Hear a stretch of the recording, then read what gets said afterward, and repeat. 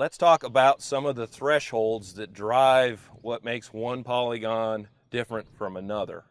And that's all on this map here. We've got all these key points and notes that are reminders for what we're out here to do. So we'll start with the thresholds. For it to be considered kind of a forested patch, the trees have to be 12 foot tall or greater. So that's one. If they were less than that, then they wouldn't be considered a forest class, and you would have to treat it as something else. As soon as that you have a group of trees that are greater than 12 foot high, when they have a canopy coverage or closure that is greater than 10%, it's a forest. If you get out here and we have this one as an example, this one tree, well, of course, that's not a forest, it's just part of the grassland system.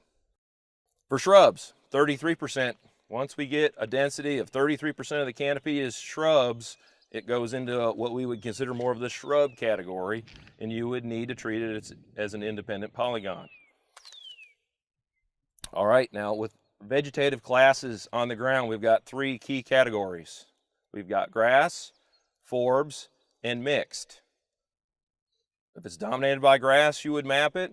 If it's mixed, there's at least 33% grass and there's at least 33% forbs. And if it's not either one of those two categories, it's got to be dominated by forbs. All right, developed areas or areas of non-habitat. Developed areas include anything that is routinely mowed, and that includes things that are mowed weekly, like a yard. So those are just considered non-habitat and developed, and you would map them on here.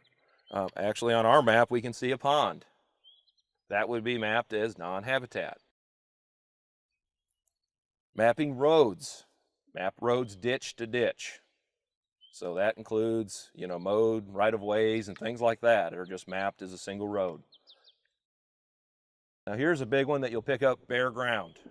Again, really critical portion of the classification system is the availability of bare ground for bobwhite.